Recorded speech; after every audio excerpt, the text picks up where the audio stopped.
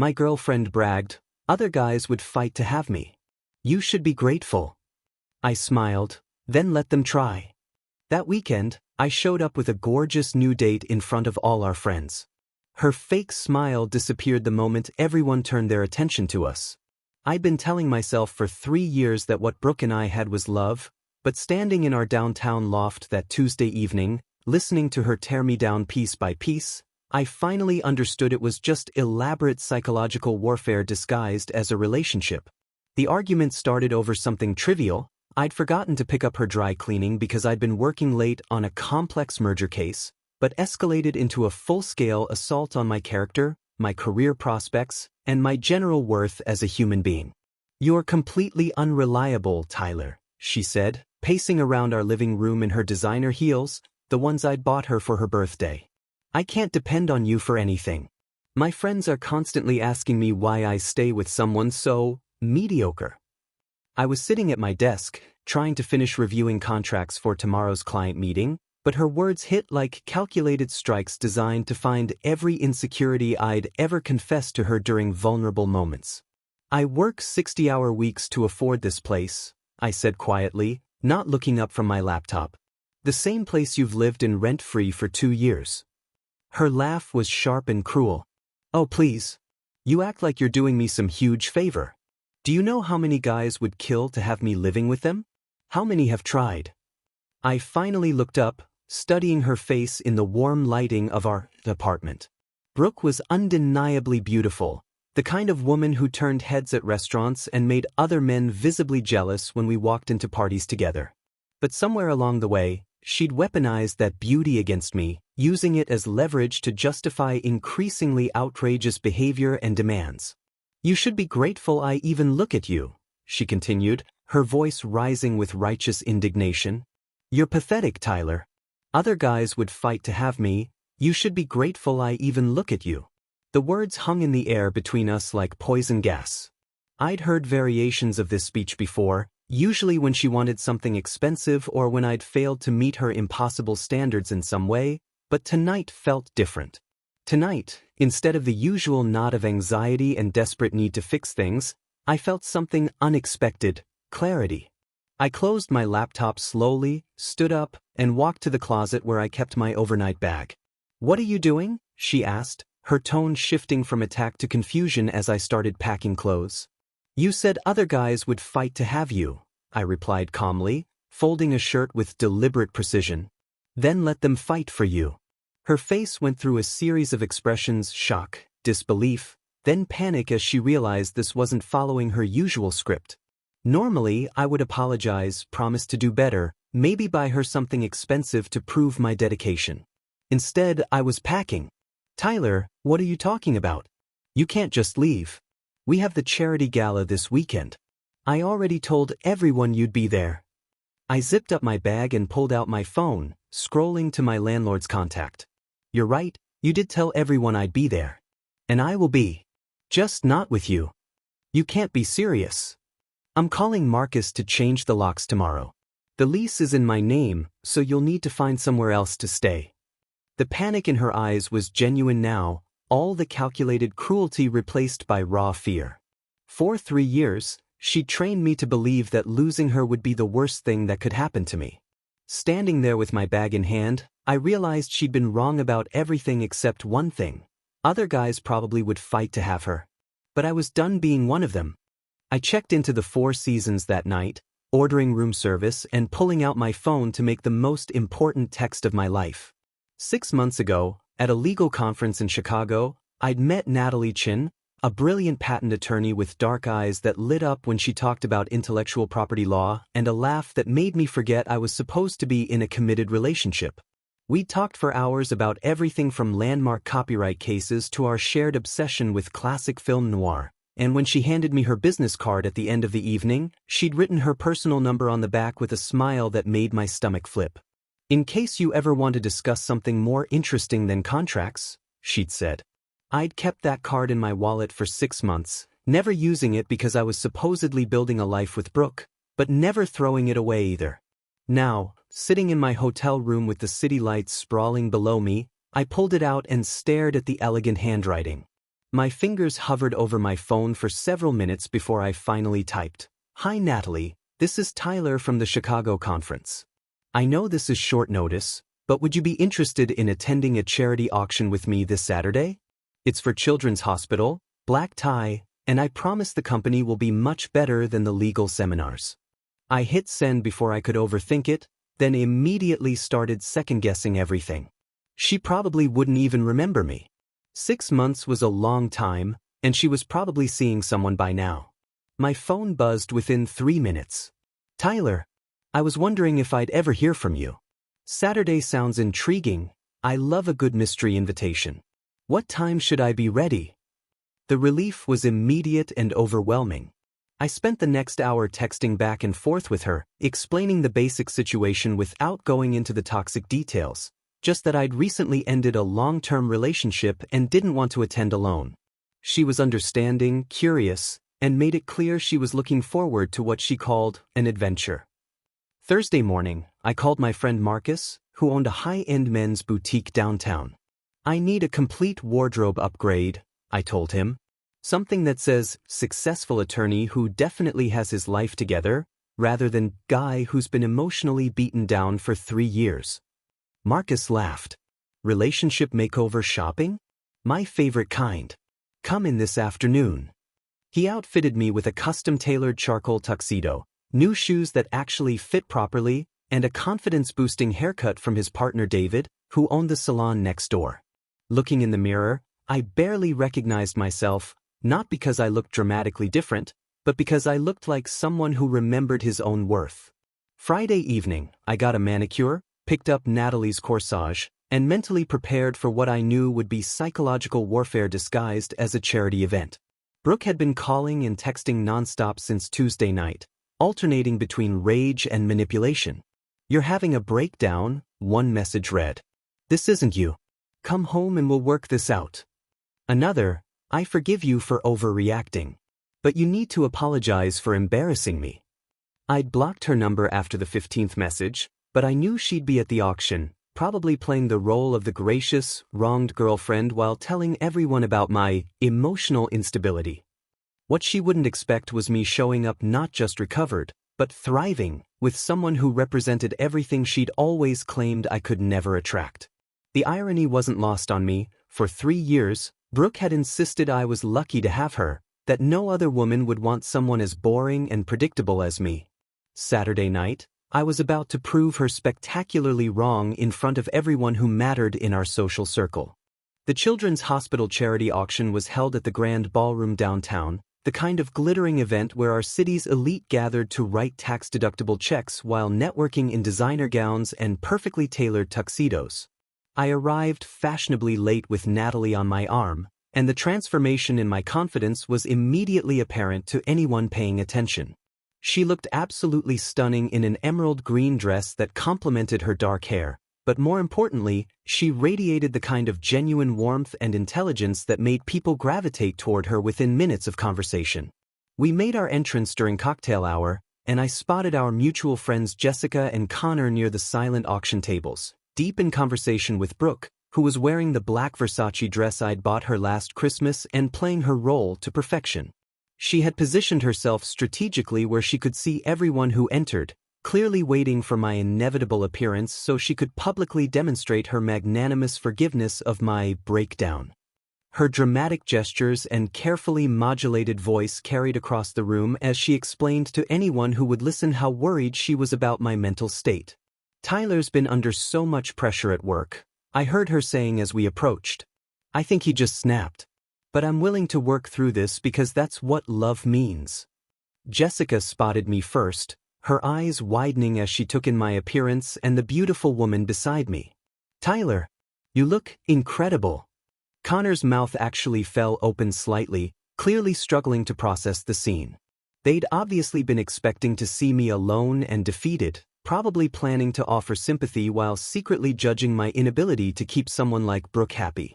Instead, they were witnessing me looking better than I had in years, accompanied by someone who seemed genuinely delighted to be there. "Jessica, Connor, I'd like you to meet Natalie Chen," I said smoothly.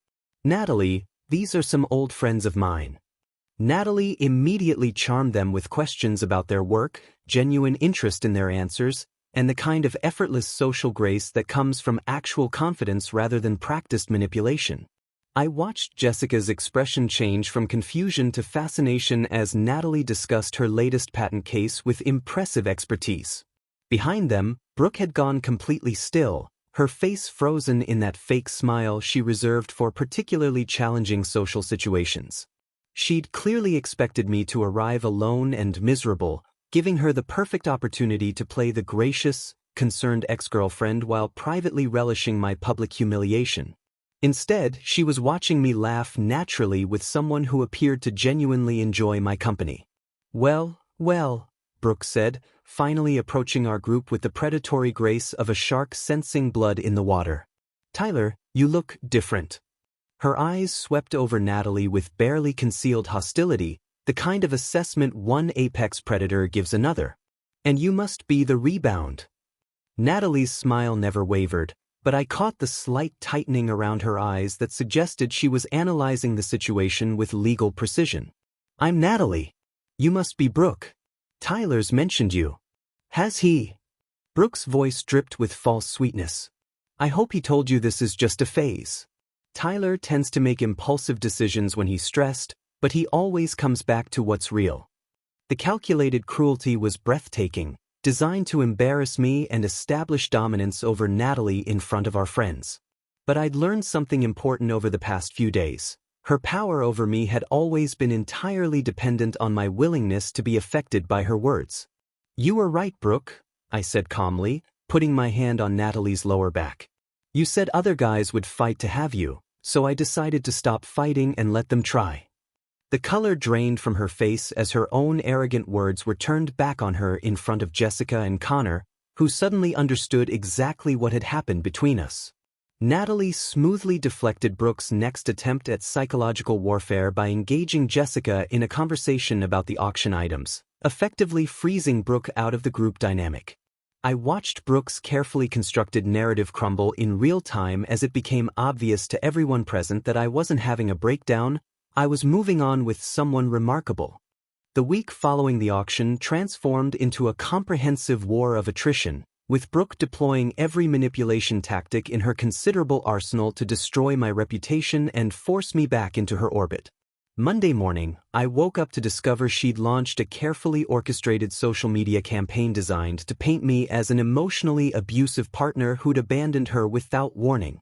Her Instagram stories featured professionally staged photos of herself looking devastated in our old apartment, accompanied by captions about sudden betrayal and learning to heal from narcissistic abuse. The posts were masterfully crafted to generate maximum sympathy without technically making any provable accusations. She never mentioned my name, but anyone who knew us would immediately understand the target. Within hours, her comment section was flooded with supportive messages from people who had no idea what our relationship had actually been like, all praising her strength and condemning my alleged cruelty.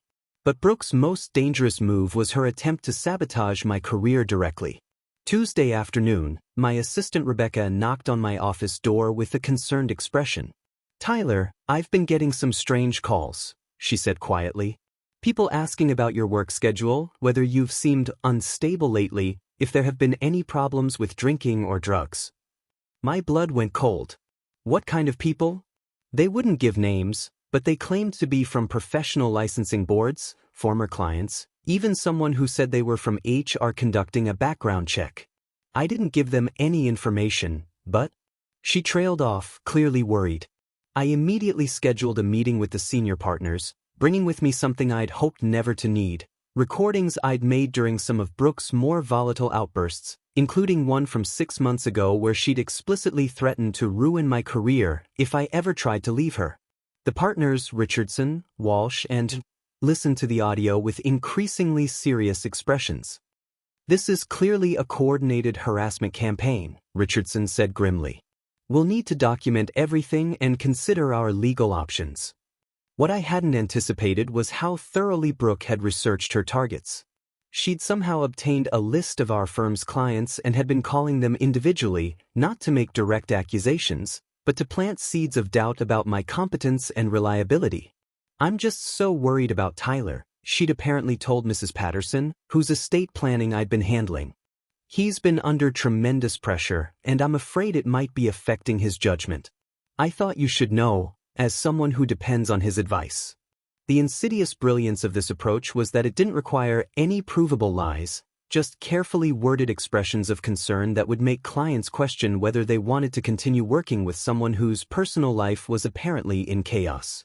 Our firm's private investigator, a sharp-eyed woman named Detective Morrison, spent 3 days tracing the harassment campaign and discovered its scope was far more extensive than I'd realized.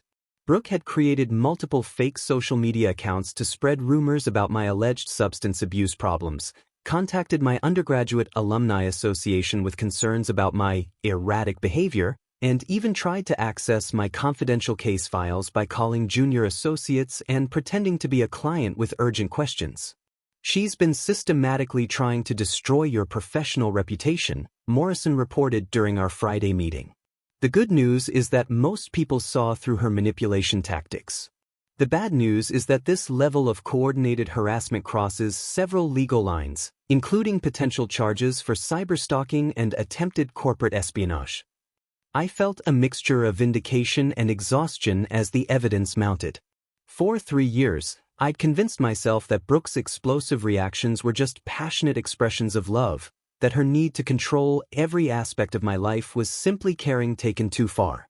Now I was seeing the calculated precision with which she could operate when her primary source of security was threatened. But the most satisfying part of Morrison's investigation was discovering that Brooke's own employer had become aware of her activities. The prestigious PR agency where she worked had strict ethics clauses about conflicts of interest and professional conduct, and when they learned that one of their account managers was using company resources to conduct a personal harassment campaign against a prominent local attorney, they immediately launched their own internal investigation. 2 weeks after the charity auction, Brooke made her final desperate play for control by demanding to collect her belongings from what she still insisted on calling our apartment. I'd been expecting this confrontation and had spent considerable time planning my response with the same strategic precision I brought to complex legal cases.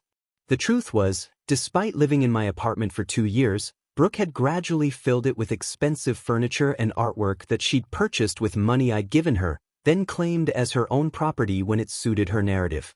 Her Italian leather sectional sofa, the abstract paintings she'd insisted we needed for the living room, even the marble coffee table that had cost more than most people's monthly rent, all of it had been bought with funds from my accounts, but she'd positioned herself as the curator of our shared aesthetic vision. I hired professional movers from premium relocations to carefully pack and transport every piece of furniture, artwork, and decorative item that Brooke had ever claimed ownership of, storing it all in a climate-controlled facility across town under her name. The cost was substantial, but I considered it an investment in my own peace of mind and a final demonstration that I was done playing her psychological games. When Brooke arrived Saturday morning with her enabler mother Linda and her best friend Ashley, clearly expecting to intimidate me into letting her keep the apartment or at least the expensive furniture, she found the space completely transformed. I'd hired an interior designer named Marcus, different from my stylist friend, to create a cleaner, more masculine aesthetic using furniture I'd purchased that week. The place looked like a completely different apartment, one that belonged to a successful professional who had his life together rather than someone desperately trying to maintain a facade of domestic bliss. But the real shock came when Brooke saw Natalie in the kitchen, wearing one of my old college t-shirts and comfortably preparing breakfast like she belonged there. The sight of another woman so naturally at home in what Brooke still considered her territory triggered something primal and violent in her psyche. "What the hell is this?" she screamed, her carefully maintained composure evaporating instantly. "You replaced me with some random Asian girl?" The casual racism wasn't surprising. Brooke had always made subtle comments about other women that revealed her true character, but saying it in front of her mother and friend while Natalie was within earshot demonstrated just how completely she'd lost control. "Brooke," I said calmly, gesturing toward the neatly labeled boxes stacked by the door, "your belongings are packed and ready. The moving truck will be here in 20 minutes. She ignored the boxes entirely, instead storming toward the kitchen where Natalie continued cooking eggs as if nothing unusual was happening. You think you can just erase me? Replace 3 years like I never existed? Her voice was rising to a pitch that suggested a complete psychological break. I'm not erasing anything, I replied. I'm moving forward. Your furniture is in Storage Unit 47 on Maple Street. Here's the key and the rental agreement. Linda stepped forward, clearly trying to regain some control over the situation. Tyler, you can't just throw away everything you and Brooke built together. She made mistakes, but so did you. This is cruel. The enablement was classic. Brooke's mother had spent years making excuses for her daughter's behavior, teaching her that consequences were always someone else's responsibility. Mrs. Patterson, Brooke told me that other guys would fight to have her and that I should be grateful she even looked at me. I decided to take her advice. Ashley tried a different approach, appealing to what she probably thought was my masculine ego. Come on, Tyler. Brooks learned her lesson. She realizes how good she had it with you. Can't you just forgive her? But Brooke herself destroyed any possibility of reconciliation by completely losing control when Natalie politely offered her coffee. Don't you dare pretend to be the hostess in my apartment, she shrieked, sweeping her arm across the counter and sending the new ceramic mugs I'd bought crashing to the floor. The sound of breaking pottery seemed to snap something in her brain, and she began systematically destroying her own packed belongings, ripping open boxes and throwing her clothes and personal items around the living room like a toddler having a tantrum. You want to see erased? She screamed. I'll show you erased. I pulled out my phone and calmly dialed building security. This is Tyler in 4207. I need someone up here immediately to escort some trespassers out of my apartment. The corporate investigation into Brooke's harassment campaign moved with the kind of ruthless efficiency that only comes when a company realizes it's facing potential legal liability. Within a week of Detective Morrison's report reaching the right desks, Brooke's employer had assembled a comprehensive case file documenting her misuse of company resources, violation of professional ethics standards, and creation of what their legal team classified as substantial reputational risk for the agency. The evidence was damning and meticulously documented. Security footage showed Brooke using the agency's conference rooms after hours to make her harassment calls, believing the untraceable company lines would provide cover for her activities. Digital forensics revealed that she'd used company computers to create fake social media accounts and had even accessed the agency's client database to research my professional connections, apparently planning to expand her sabotage campaign to include my business relationships. Most devastatingly, they discovered she'd been posing as a potential client to gather intelligence about my cases from competing firms, a violation of legal ethics that could have exposed her employer to professional sanctions and lawsuits. The agency terminated her employment immediately, citing gross misconduct and breach of fiduciary duty. But the consequences extended far beyond just losing her job. Her employment contract included a comprehensive non-compete clause and confidentiality agreement, both of which she'd violated through her harassment activities.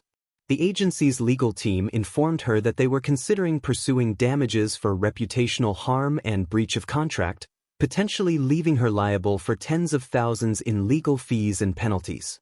Meanwhile, the storage facility I'd hired to house her furniture became an unexpected source of ongoing psychological pressure. Premium Storage Solutions operated on a strict payment schedule. Brooke was responsible for monthly fees of $350 to maintain climate control for her expensive furniture and artwork. When she missed the first payment, they sent polite reminders. When she missed the second, they initiated their standard collections process. By the third month, they began liquidating her belongings through their partnership with high-end consignment stores downtown. Each sale generated an automated email notification with details about which pieces had sold and for how much, minus the facility's fees and the consignment shop's commission. Her Italian leather sectionals sold for $1,800, generating a check for $900 after fees. The abstract paintings went for $1,200 total, netting her about $600. The marble coffee table that had cost $3,000 originally sold for $800, leaving her with $400 after all deductions. Every notification served as a stark reminder that the lifestyle she'd taken for granted was being systematically dismantled and converted to cash that barely covered her basic living expenses. The most satisfying aspect of watching these consequences unfold was realizing how little I'd actually had to do to orchestrate them. I hadn't filed complaints or pursued legal action beyond documenting the harassment for my own protection.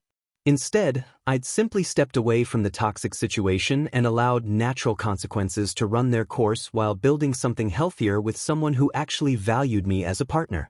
Detective Morrison's investigation had uncovered that several other people in our social circle had received similar harassment from Brooke over the years: former friends who'd distanced themselves from her, ex-boyfriends who'd stopped taking her calls, even family members who'd learned to limit their contact to avoid her dramatic outbursts. The pattern was consistent. Anyone who threatened her sense of control or security became a target for systematic psychological warfare until they either submitted or escaped entirely. My law firm's senior partners were impressed enough with my handling of the situation that they accelerated my promotion timeline. Professional crisis management, Richardson called it during my review. You documented everything properly, sought appropriate counsel, and maintained your reputation while someone actively tried to destroy it. That's exactly the kind of judgment we want in a senior associate. The irony wasn't lost on me that Brooke's attempt to sabotage my career had actually enhanced it. Meanwhile, Natalie and I were building something genuine and sustainable.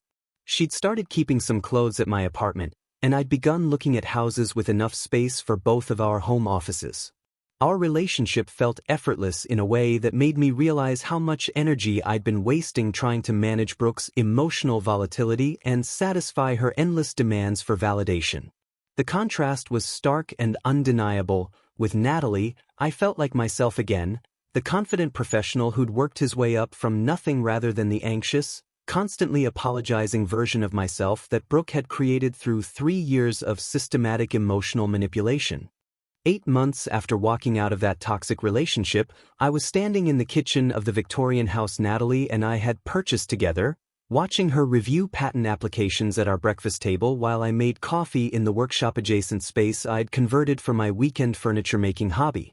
The transformation in my life was so complete that sometimes I had to remind myself it was real, that I was actually living with someone who appreciated my thoughtfulness instead of weaponizing it against me, who encouraged my ambitions instead of undermining them, who treated our relationship as a partnership rather than a financial arrangement with intimacy benefits. The promotion to junior partner had come through in June, partly because of what Richardson called my exceptional crisis management skills, during what the firm now referred to as the harassment incident. The irony was perfect.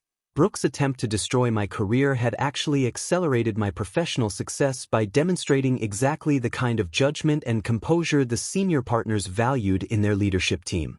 My new salary meant we could afford the mortgage on our dream house, complete with Natalie's home office for her expanding patent law practice and my workshop where I'd rediscovered the woodworking passion I'd abandoned during the Brooke years. Meanwhile, the consequences of Brooke's choices had continued to compound with mathematical precision. According to mutual friends who still occasionally updated me despite my requests not to, she'd lost her apartment when she couldn't make rent without a job, burned through her savings on legal fees fighting the corporate harassment charges, and been forced to move back in with her parents in their suburban tract home.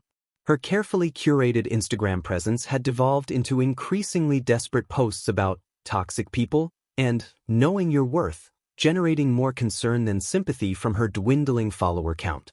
The designer lifestyle she'd maintained through my financial support had evaporated completely, replaced by retail jobs and the kind of financial stress she'd always claimed was beneath someone of her caliber.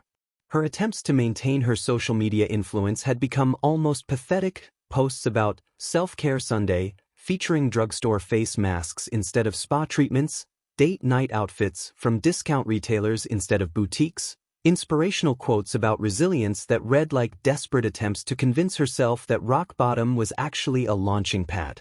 The few mutual friends who still interacted with her reported that she'd become bitter and obsessive, constantly bringing up our relationship and my betrayal even in casual conversations, unable to move forward because she couldn't accept that the consequences she was experiencing were the direct result of her own choices rather than my alleged cruelty.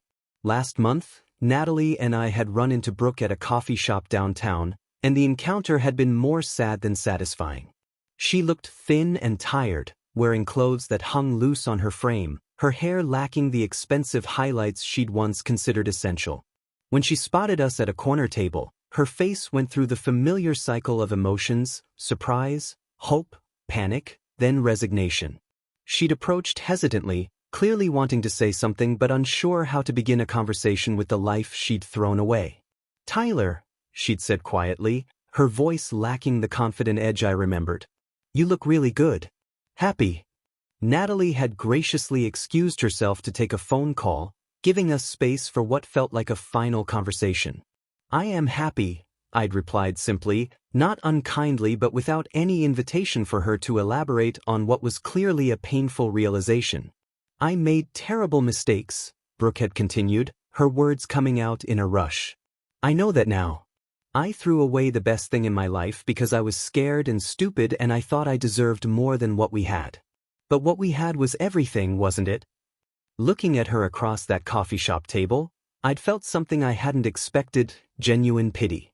Not the vindictive satisfaction I'd anticipated, but sadness for someone who'd destroyed her own happiness through entitlement and manipulation, who was finally understanding the difference between being valued and being used. "I hope you find what you're looking for, Brooke," I'd said, meaning it. "But what we had ended the night you told me I should be grateful you even looked at me. I realized you were right, I should be grateful. Just not to you." She'd nodded, tears in her eyes, and walked away without trying to argue or manipulate. It was the first honest interaction we'd had in years, and it felt like closing a book I'd been carrying around long after finishing the story. That evening, Natalie and I had sat on our front porch, discussing wedding venues and whether we wanted a small ceremony or something larger. The ring I'd bought was safely hidden in my workshop, waiting for the perfect moment that would come naturally rather than being forced by ultimatums or expectations. For the first time in my adult life, I was building something with someone who wanted to be there, who contributed equally to our shared vision, who made me feel valued rather than tolerated. The revenge had never been about dramatic confrontation or elaborate schemes. It was simply stepping away from toxicity and allowing natural consequences to unfold while building something genuinely beautiful with someone who deserved it.